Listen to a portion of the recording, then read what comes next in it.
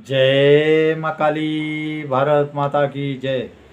भारतवासियों, ये वीडियो मैं सिर्फ मेघालय पुलिस की तारीफ़ करने के लिए बना रहा हूँ। मेघालय पुलिस की जितनी तारीफ़ करी जाए, चाहे वो शिलांग हो, चेरापूंजी हो, या जिसने भी इसमें भाग लिया हो, जितना डिपार्टमेंट हो पुलिस का, उनकी तारीफ़ दिल से मैं उनकी तारीफ़ कर रहा हूँ। देखिए कैसे चुपचाप इस केस को सुलझाया, चुपचाप। जो किसी पत्रकार को कोई जवाब नहीं दिया, किसी न्यूज़ चैनल को कुछ नहीं बोला, किसी से आलतू फालतू बकबक नहीं की, और उसके साथ ही मुख्यमंत्री जो मेघालय के, उनकी भी ना तारीफ़ करता हूँ, उनकी भी, उन्होंने भी देखो किसी से बात नहीं किया। ये नहीं कि बुलाया न्यूज़ वालों को, बोल दिया हमको पता लग गया, हमका ये नाम है, फलाना है नाम है, ढिंगड़ा नाम है, लेकिन उन्होंने भी कितनी शांति से, समझे, बिल्कुल शांति से उन्होंने भी मतलब बताया कि फिर लास्ट में उन्होंने बोला हमें पता लग गया था, अभी भी मैंने कल भी देख रहा था, अभी इंक्वायरी पूरा नहीं बताएंगे, जितना है उतना बता।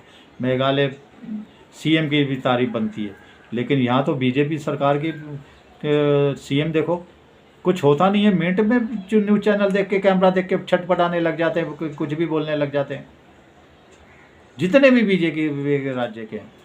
और मैं बोल रहा हूँ मेघालय पुलिस के जो काम किया है, इतना सुंदर काम किया, जब तक चारों को अरेस्ट कर लिया तब सोनम बाहर आई है, तब तक उन्होंने किसी को नहीं बताया, कुछ बकबक नहीं की।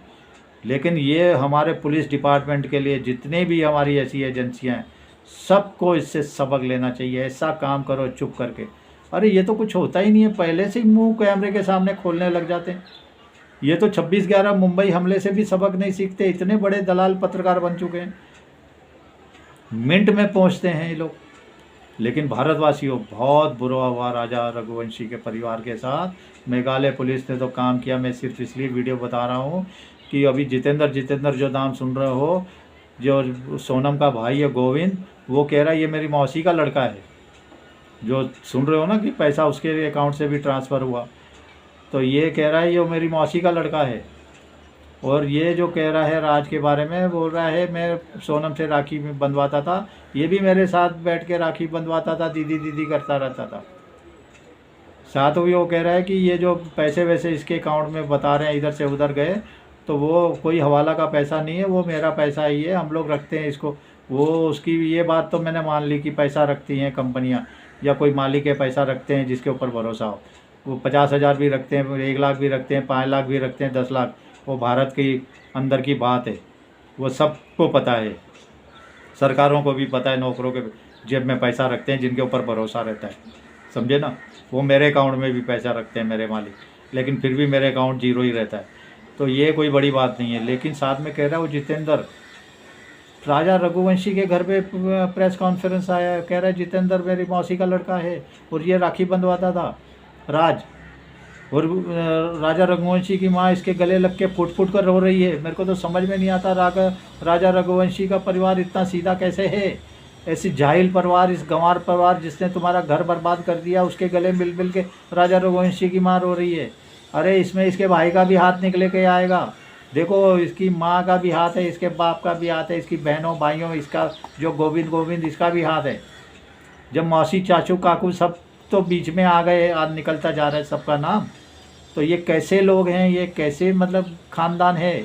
अब कह रहा है मैं सोनम को सज़ा दिलाऊंगा, मैं राजा की तरफ से मेघालय जाऊंगा। ये राजा की तरफ से नहीं जाएगा, ये इसका नौटंकी है। ये सोनम से ही गुपचुप मिलेगा, उसको प्लानिंग करके दे के आएगा, क्योंकि इसको ही फ़ोन किया सोनम ने कि मैं ऐसे से आ गई हूँ। इसको भी सब कुछ पता है, ये बचने के लिए अभी ये आ रहा है। लेकिन राजा रघुवंशी के परिवार को मैं क्या बोलूँ यार। अरे छोड़ दो इस ख़ानदान को, इस जाहिल ख़ानदान ने आपका घर बर्बाद कर दिया, आपका जवान बेटा छीन लिया।